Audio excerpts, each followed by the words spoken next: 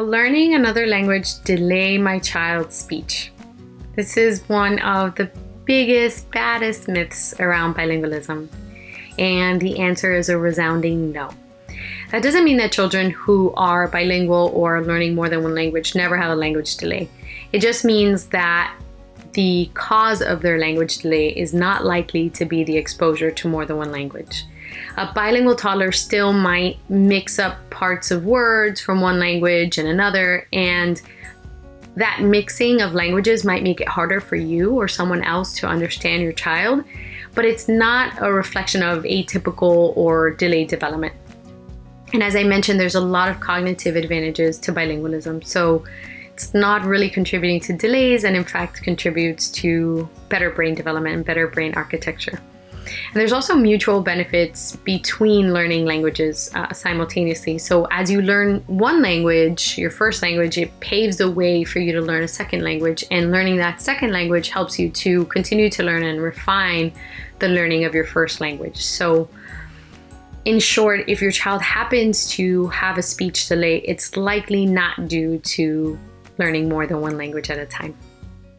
Will speaking 2 or 3 languages confuse or overwhelm my child? This one is related to the previous question, but slightly different. And my answer to this one is another no, but. And the reason I say this is because children's brains early on are very capable of learning multiple languages at the same time. But there are ways that you can expose them to the language so that it will go a little bit more smoothly. And we'll talk a little bit more about that at the end or next time I come on.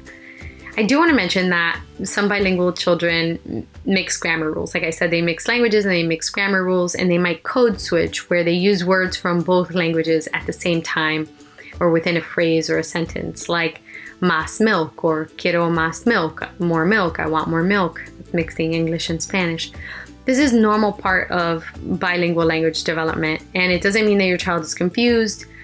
If your child starts with bilingual exposure in infancy by 4 or 5, they're able to tell the differences between the language, but that doesn't mean that they're not going to code switch. It still might happen, and that's okay. It's not wrong. There's a lot of research to suggest that it's an effective means of communication. And I'll use myself as an example.